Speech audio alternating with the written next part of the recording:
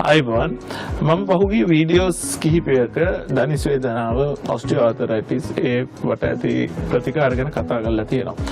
අද මම මේ කතා කරන්න බලන්නේ සරලව ඔස්ටියෝආර්තරයිටිස් කියන රෝගය ගැන ඔබ දැනගත යුතු කරුණු කිහිපයක්.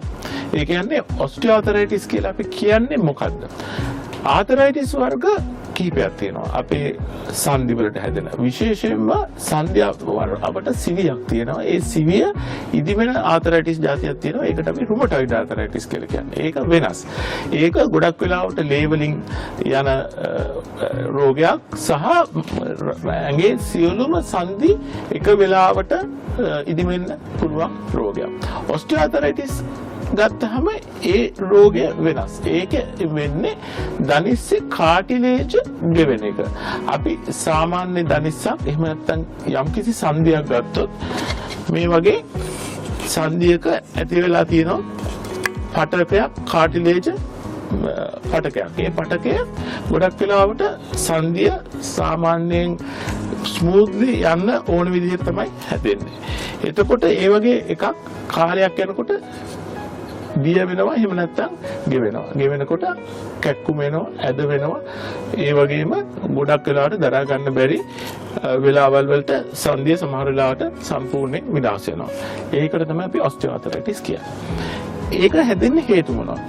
උදාහරණයක් වශයෙන් ගත්තොත් ඕනෙම සන්ධියක් ඕනෙම කාලයක් පාවිච්චි කරනකොට කාලෙකින් ගෙවෙනවා.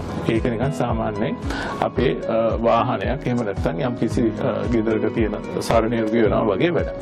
කාටිලේජ් කාලෙකින් කාලේ හැදෙන්න පුළුවන්. හැබැයි වයසට යනකොට කාටිලේජ් හැදෙන එක නවතිනවා. ඒක තමයි ගොඩක් වෙලාවට ඔස්ටියෝආර්තරයිටිස් වලට හේතු වෙන්නේ. කාටිලේජ් ගෙවෙන ප්‍රමාණයට වඩා වැඩියෙන් හැදෙන ප්‍රමාණයට වඩා ගෙවෙනකොට ඔස්ටියෝආර්තරයිටිස් රෝගය හැදෙන්න පුළුවන්.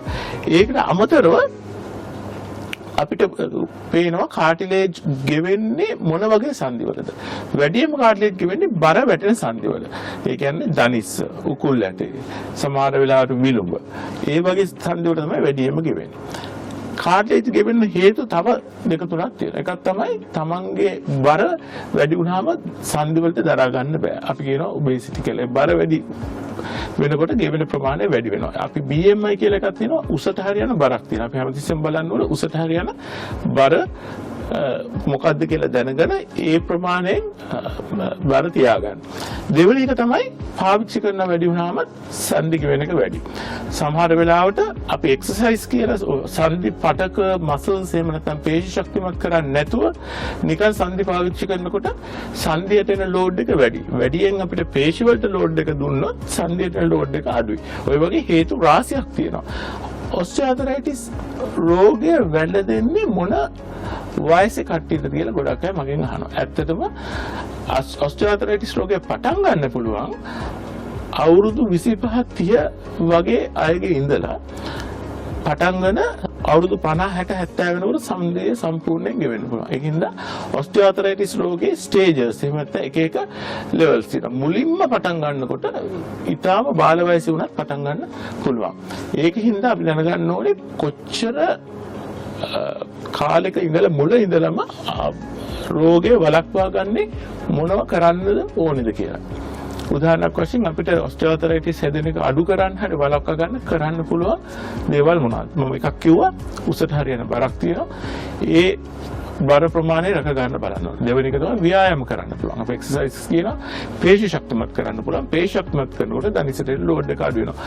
තුන්වෙනි එක තමයි අපිට විශේෂ සංඝටක තියෙනවා. අස්ථි සම්බන්ධ සහ කාටිලේජ් හැදෙන්න උදව් වෙන විටමින් වර්ග. විටමින් D, ඊළඟට මැග්නීසියම්, කැල්සියම් වගේ සංඝටක.